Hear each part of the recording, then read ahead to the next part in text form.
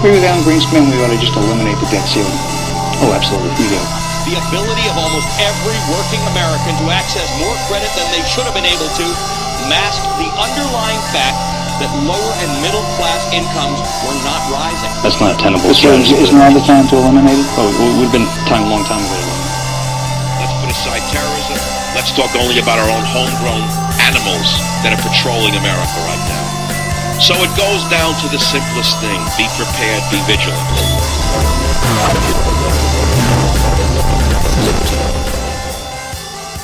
Defeat Al-Qaeda. And in the battle against ISIS, their space on the battlefield is shrinking. Our military and the coalition is working to shrink their space. But sadly, they are trying then to strike out in other places, whether it's cities in Europe or Africa or in the United States. The way you stop those attacks, we don't know what the motive behind these attacks are yet, but we're digging into it. Do that again.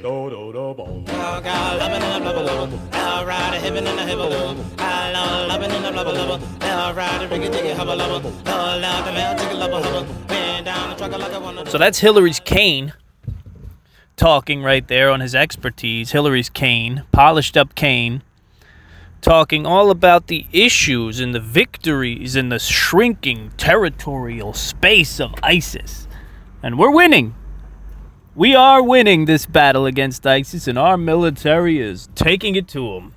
And this is the unbelievable misunderstanding of the severity of the situation here. We have people dead. We have people dead in 2 major cities in America now, right? All in the same weekend. Minnesota, 9 people stabbed. We also had a cop who was hatcheted in the face in the same weekend, all in the same weekend, by, those loving, peace-loving, religious moguls. It's not a laughing matter, really.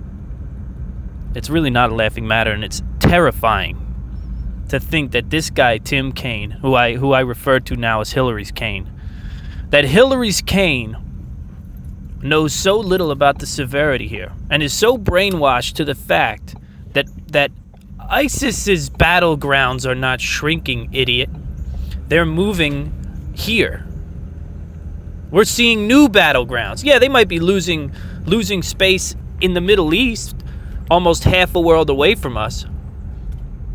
But what is the value of them losing their space in Kabul, losing their space in Ramadi, losing their battleground in the hellhole that is the Middle East, if they're only expanding their terror here in the United States?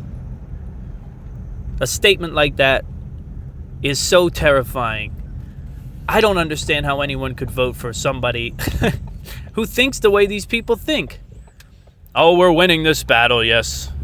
This military effort is calculated and concise, and the ground is shrinking underneath them. Yeah, in the Middle East. In the Middle East, they may be losing lives. But meanwhile, they're shipping how many thousands, and the president keeps bringing them in. We know there's ISIS members within these groups of refugees. But you weren't allowed to vote on that, don't forget. No, you didn't get a say in that. No, the smart people, the smart, intelligent leaders, they decided that for you and your children. They decided for you and your children that they would bring soldiers in. They would bring soldiers in. The bomber in New York, 28 years old from Afghanistan. What's a 28-year-old from Afghanistan doing in my country? What is he doing? There's a whole country over there that needs your help. It needs your youth. It needs your strength.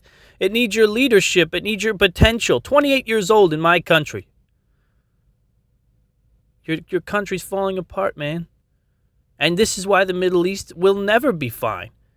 If we take all of the youth, especially all of the young men, we take all the young men out of these nations and bring them over here, then it'll always be a hellhole. We're never going to fix anything in the Middle East.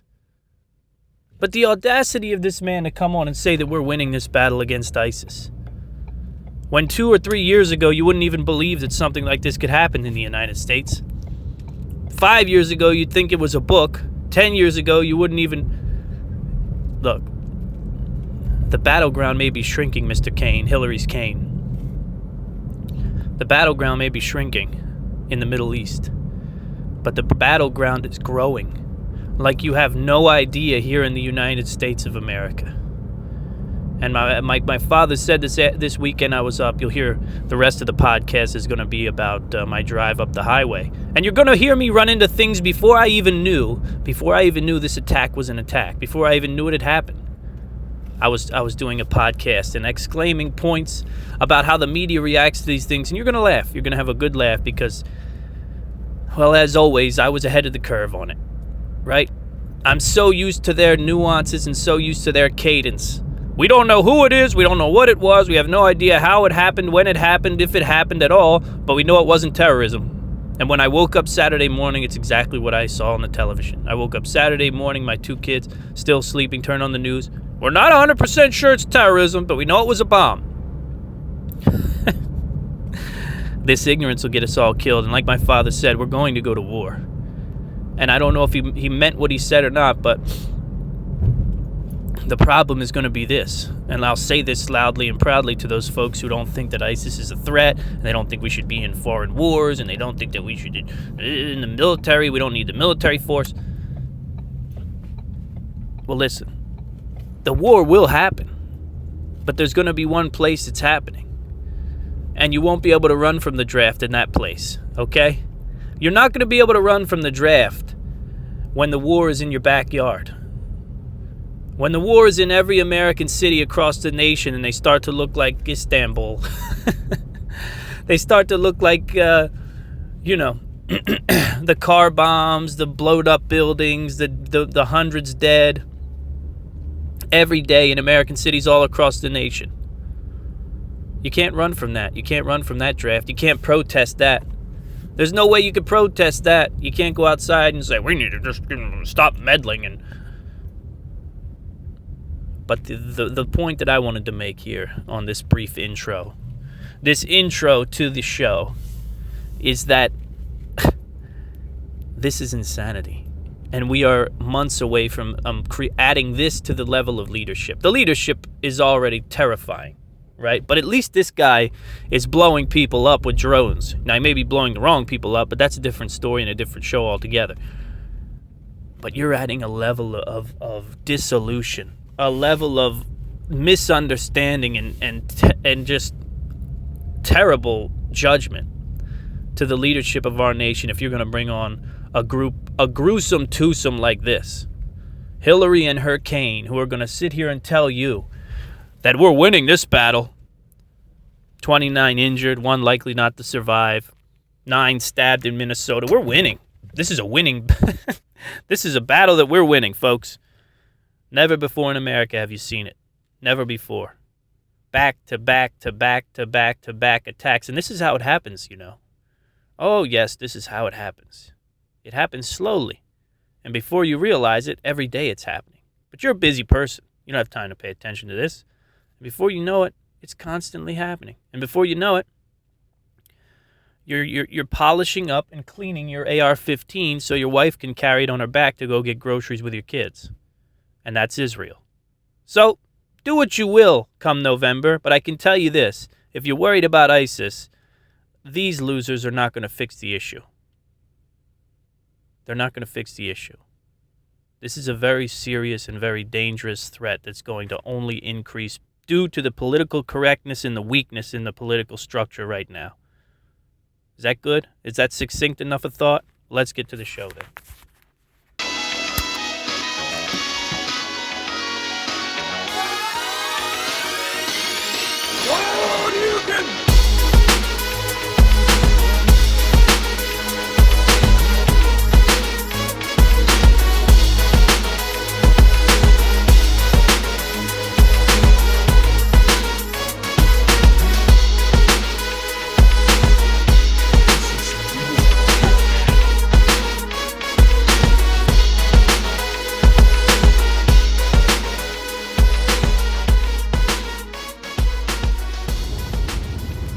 Oh, disappointed. A little disappointed in the showing here, folks. What's going on? What is going on? You don't want to run the race? Come on, we got the virtual race kicking off. Listen, I need 7 more racers. I need 7 more races until I can get running here. I'm a little embarrassed. I'm a little disappointed. I want to get my feet on the ground. You know what I mean? I want to hear excuses.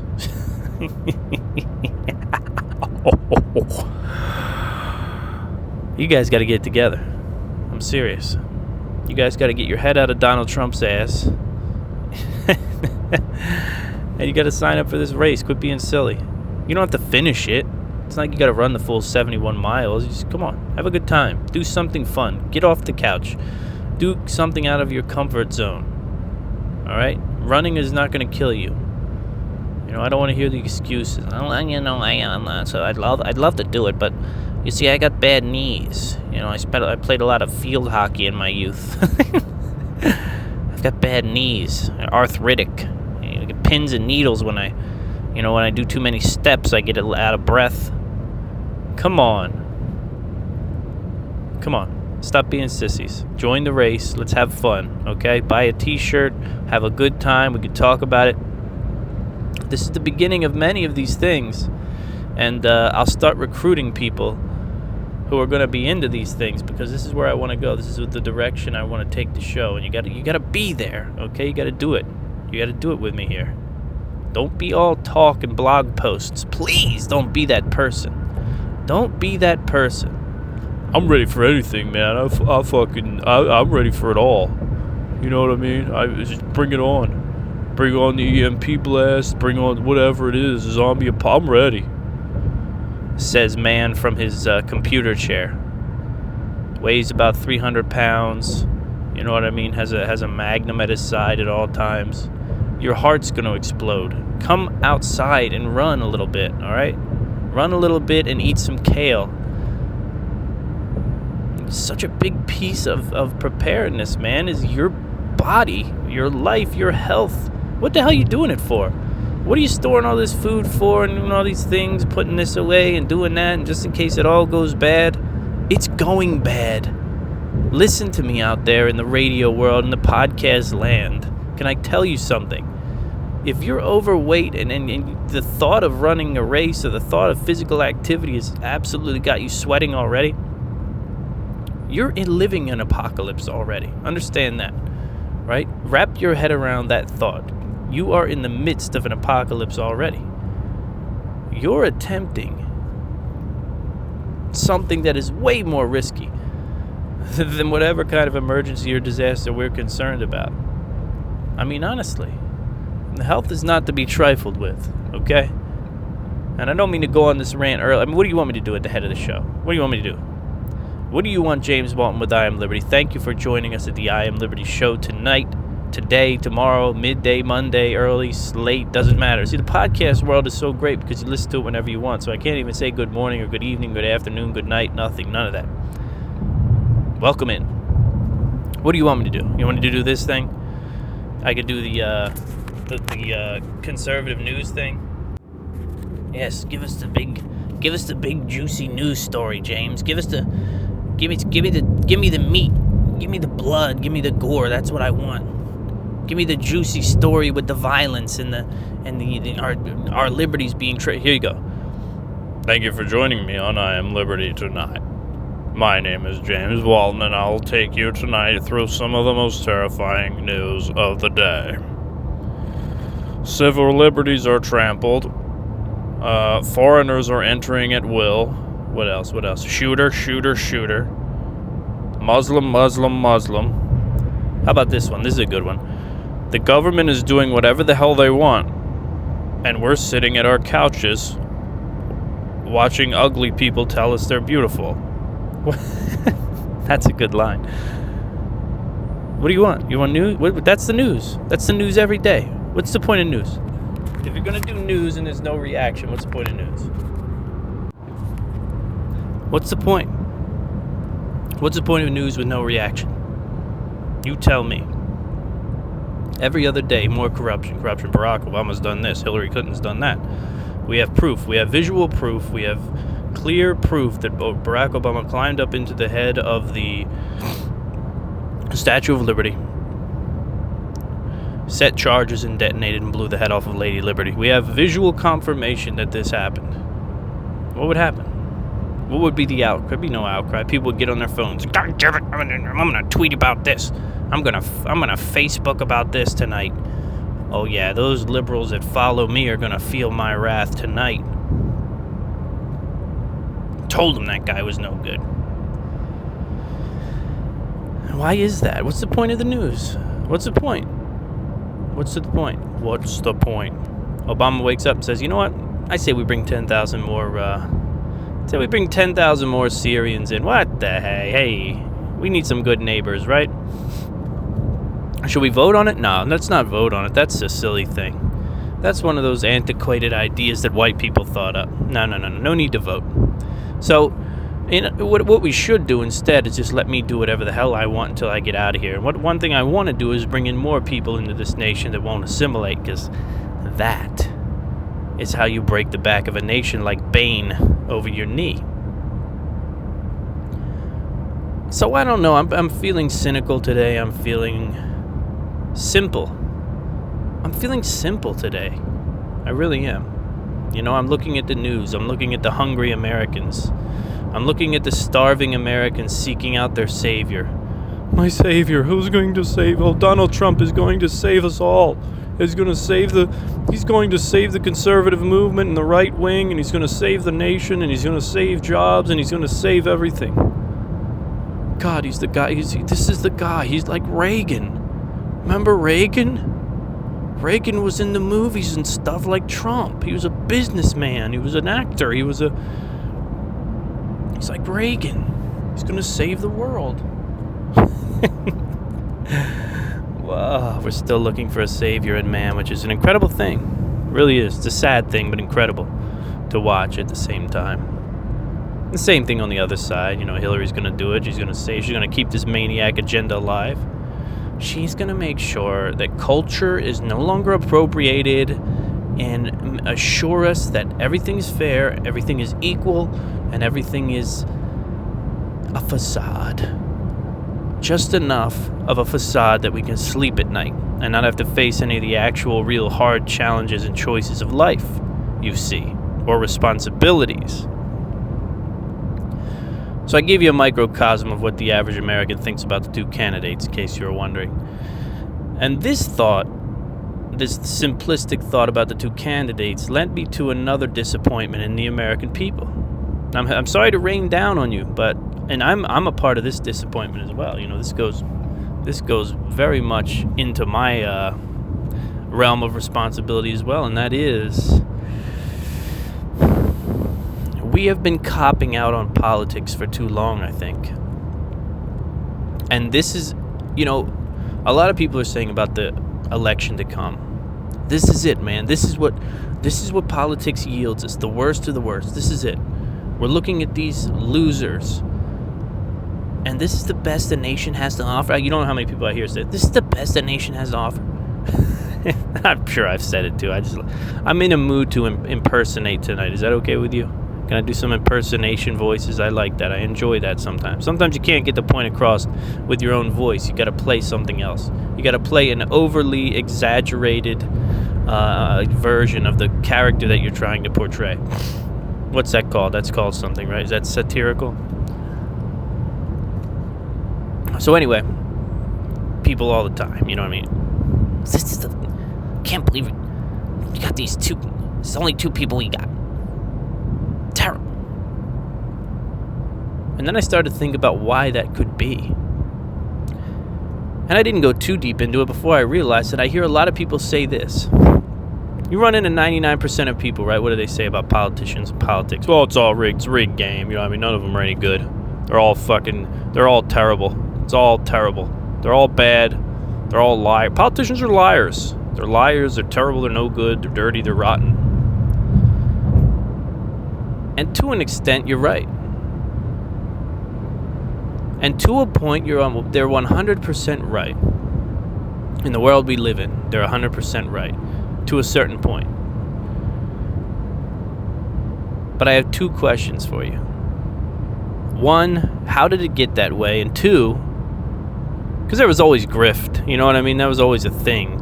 There was always handouts and all that. You know, and there's nothing wrong with thanking people with certain limited amounts of gifts and jobs, and if you know an expert and the expert helped you get it, would just be like anything else in life, right?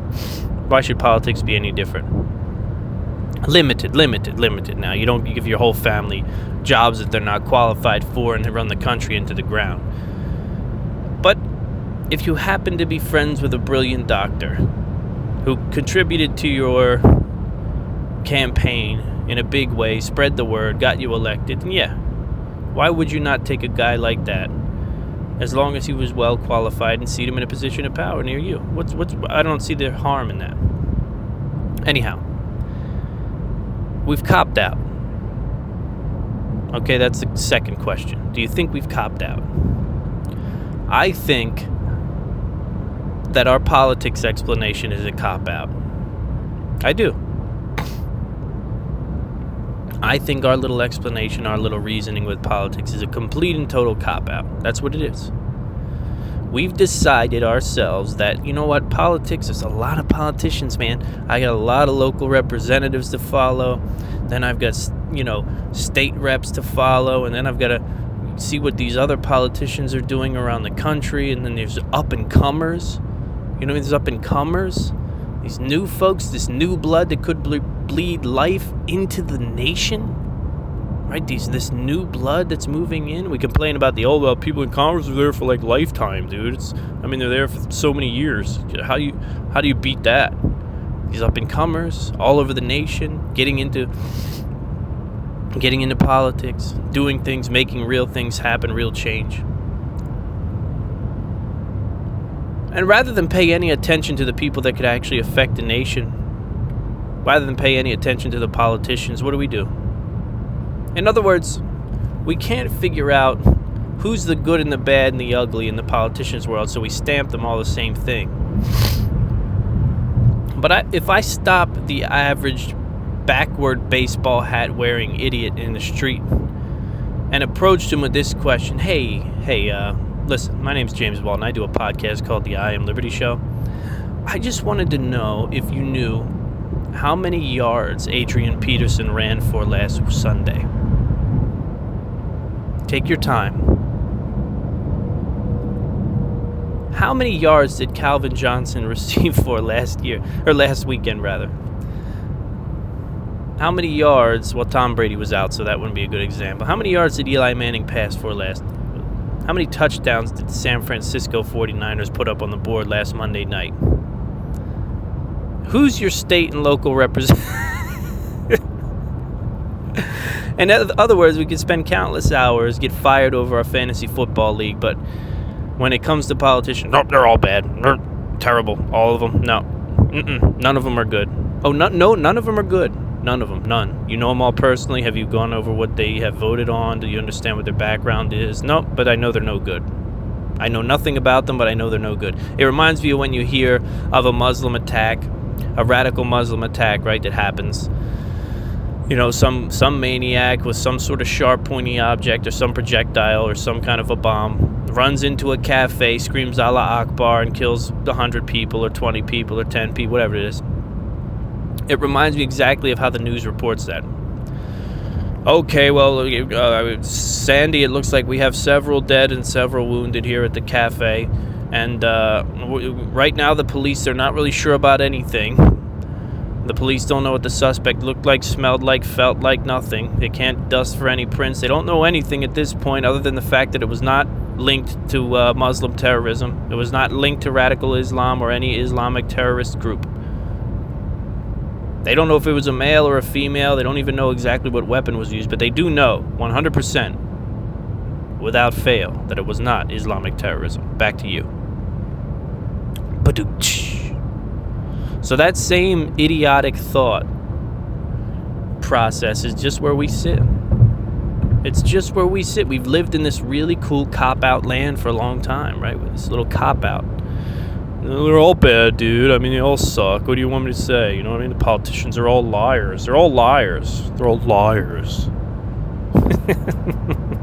So, this is what happens. This is the reverberation of that idea. We turn a blind eye to what happens in politics. The young bloods get pushed in the back by John Boehner. Did you hear about old Johnny? Old Johnny Boehner? Johnny Boehner. You know, remember the old House Speaker with the tan in the middle of the winter? Old House Speaker Johnny Boehner, right? Doing what's right for Americans for how many years in the Republican Party. This is why you have to gag on the Republican Party. He joins the board of one of the biggest... He joins the board of one of the biggest tobacco companies in the world. That's what our House Speaker decides to do. That's his next move. Well, you know, I went from the Republican Party. I get paid pretty well, a couple $100,000 a year or something, you know, and how much grift, whatever I can gain. And he says, yeah, Camels are my favorites. It's like the Winston, I don't know what it is. I could care less.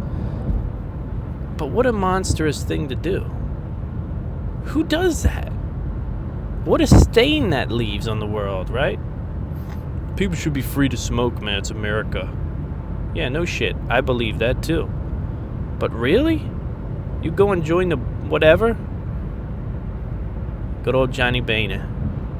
Johnny Boehner. I never liked the guy. Who's a monster. He was a weak-minded man. He really was. He looked weak to me. I don't know. The tan was overcompensation for weakness. You know, it was either an overcompensation for weakness, or it was like some kind of situation with you know, he was covering up an addiction. I don't know. So because we turned a blind eye. Because we turned a blind eye to these folks, right, to these politicians, especially these young guys coming up, these young guys and gals coming up. We turned a blind eye to them. We let crooks like John Boehner push them into the corner and make them wear a dunce cap because they believe in America. Yes, we are left with these two. Yes, that's the reality. This is what we're dealing with. Sorry. It's a brutal one. But you can't say that it's all the fault of this political process, this failed political process. It just doesn't work. Of course it doesn't work. When left to its own devices, this is what rises to the top. We have time. You know, this idea that people are busy, man, or I don't know. If we traded these fantasy picks and these devices, the way we do with sports and entertainment, we took a chunk of that time and put it towards understanding the political landscape. And listen, I'm not preaching to you as a guy who does it. I know all the information. I stay in touch. I've emailed politicians before, all right? I've been shafted. I've given them my thoughts. I got the Hallmark email back. Well, thank you so very much for being such a great resident, and I hope to be a good representative of you, and I'm sorry that you don't feel happy about my choice on gun control, but there are many things to consider in this nation, and one of them is, and you fall asleep before you get to the end. And that's the situation. But we're guilty. We're guilty of that. Okay, things like this, cancers like the one we have growing, metastasizing on both sides of the aisle. They don't get to this point, to this size, to this oh God, unless the doctor pays no attention. You know, a government of the people, by the people, and for the people requires the people. Can I just beat on you for the rest of the show? Can I just tell you how horrible of a people you are and how miserable you make me sometimes? Could I do that? Can I do that for the next 2 hours? I'm driving up to Philadelphia and I'm so happy. I've got my boys in the back.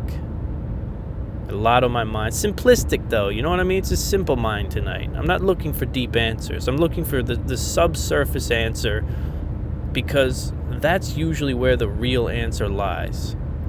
In that simplistic subsurface, hard to talk about, hard conversation answer, right? So you look at the race issue in America. And it's big, complicated, and you got the cops, and you got the white privilege, and the cultural appropriation, and the many years of slavery, and the oppression, and Jim Crow, and the 60s, and the pain, and the suffering of African Americans. And you can go deep, man, and you can, well, how do we balance this? How do we make this work? Can the blacks ever be paid back for the injustices that were done to them? Will this ever go away, or will it always be eating away at them? What can we do to help? It seems like these people who've taken the white knight side of things only hurt the process. You know, these people who come out and fall at the feet of black people and tell them, oh my God, people, my race have been so bad and terrible, I'll do anything I can. Let's burn some homes down. Let's figure out what we need to do. That doesn't seem to help, right? These crazy programs, welfare hasn't helped. You can get deep into this thing, this race issue in America. And I just look back through history. I look back at ancient times. I look back at near history. And I see groups coexisting in harmony and in prosperity when things are good. All throughout the ages, right? We saw groups that, at times, Jews and Muslims, during times of prosperity, right? You got Croatians and Serbians before the fallout. You know, money's good, business is good, people are happy, people are smiling. Europe, you look at Europe before the World War, you know, before Germany was pushed into a corner and lost all their money and brought to desperation. So you look at these economic times and how they allow for assimilation, integration. They allow for all this stuff to happen. When we have money in our pockets, when we've got things going our ways, jobs, credits being doled out, people are buying things, happy, families are happy, kids are happy. That's the shallow nature of the human animal. Unfortunately, guys, I don't know what to tell you. It's not a whole lot more complicated than that, right? Right now, people are on the glass, right? They're on the fence, they're nervous, they're scared because they've got a corrupt witch on trial. That's your one choice. And then you've got this decadent old I don't know, he looks like a blowfish to me sometimes. It's deflated.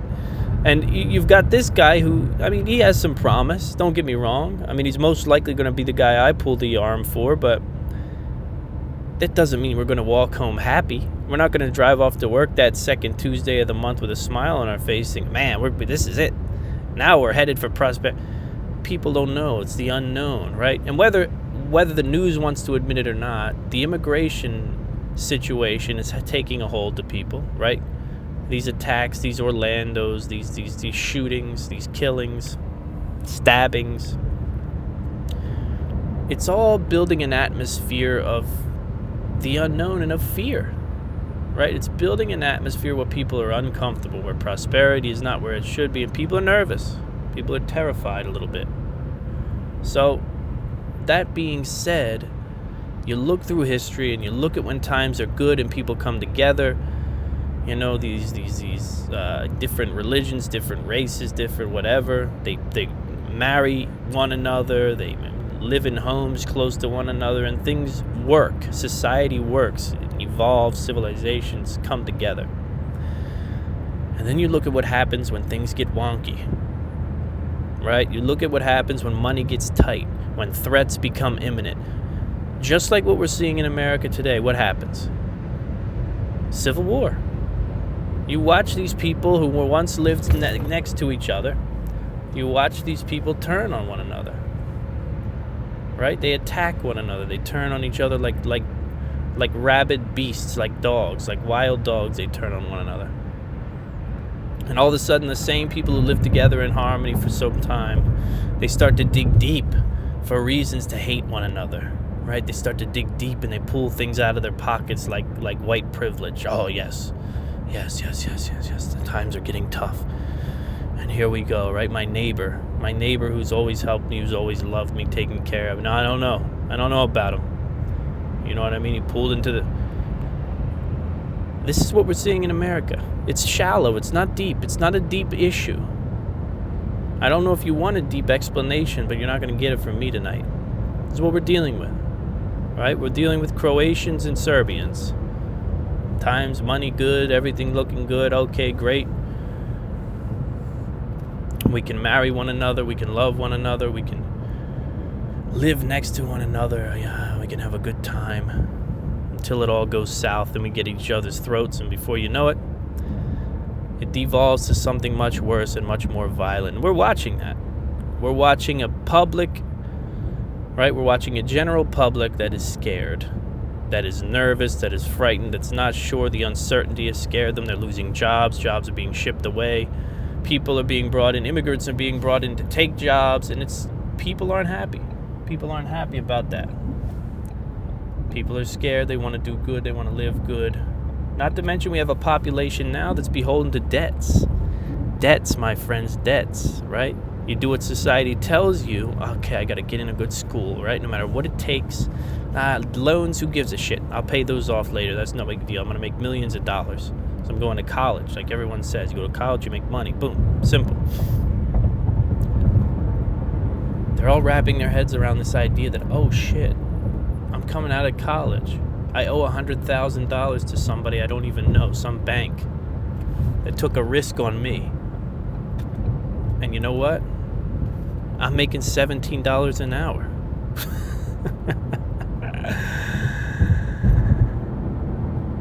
And that's when the races start to come apart.